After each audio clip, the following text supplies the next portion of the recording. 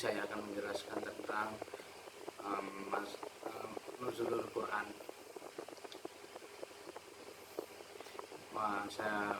Mari kita mulai. Saya akan memulainya. Yang pertama adalah secara etimologi bahasa Al-Quran berarti bacaan, karena makna tersebut diambil dari kata kara, yaitu bentuk masdar dari kata kara. Sedangkan secara etimologi, terminologi Al-Quran sudah banyak diberikan pengertian oleh mufassir. Ali As-Saukuni menyatakan bahwa Al-Quran adalah firman Allah yang mu'jiz, diturunkan kepada Nabi Muhammad SAW melalui malaikat Jibril yang tertulis dalam mushaf.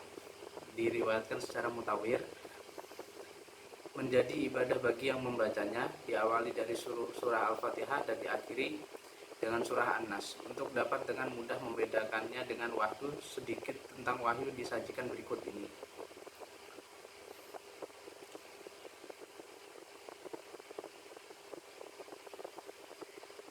Setelah itu cara penurunan wahyu diturunkan kepada Rasul atau Nabi secara rahasia dan sangat cepat.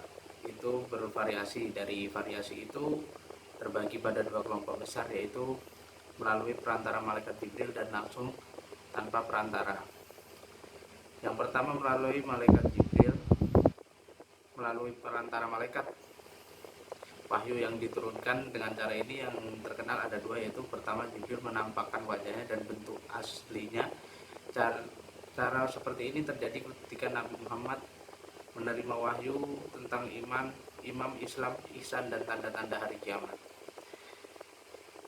Setelah itu tanpa perantara malaikat atau langsung melalui mimpi yang benar, misalnya ketika turun wahyu surah Al-Kautsar ayat 1-3. Contoh lain adalah wahyu tentang penyembelihan Ismail oleh ayahnya Ibrahim yang diuraikan dalam surah Al-Saffat ayat 101-112.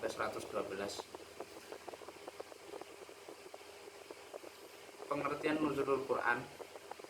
Nuzulul Quran itu artinya adalah turunnya Al-Quran untuk yang pertama kalinya, biasa diperingati oleh umat Islam yang dikemas dalam suatu acara ritual yang disebut dengan nuzulul Quran.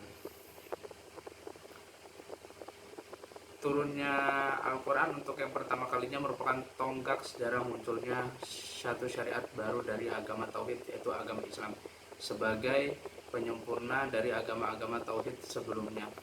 Ayat-ayat Al-Quran tidaklah diturunkan sekaligus secara keseluruhan, tetapi secara berangsur-angsur sesuai dengan ketentuan yang ada.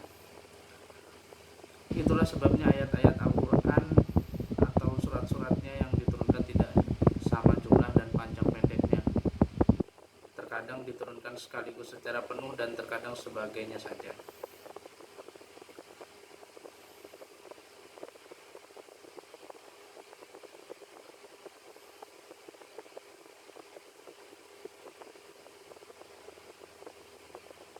Hikmah diturunkannya Al-Quran secara berangsur-angsur ya.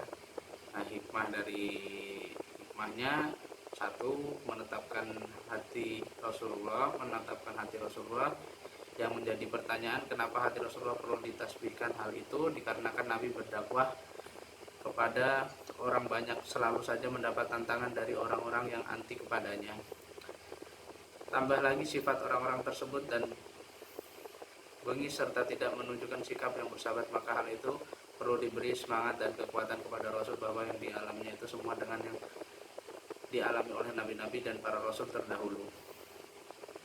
Setelah itu untuk melemahkan lawan-lawannya, mudah dipahami dan dihafal sesuai dengan lalu lintas peristiwa atau kejadian, dan menguatkan bahwa Al-Quran benar-benar dari Allah yang maha bijaksana dan maha terpuji.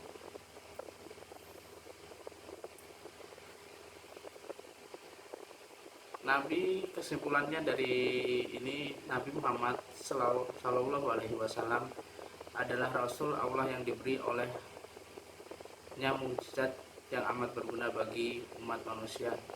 Bahkan sampai zaman ini mukjizat tersebut menjadi tuntunan bagi seluruh umat.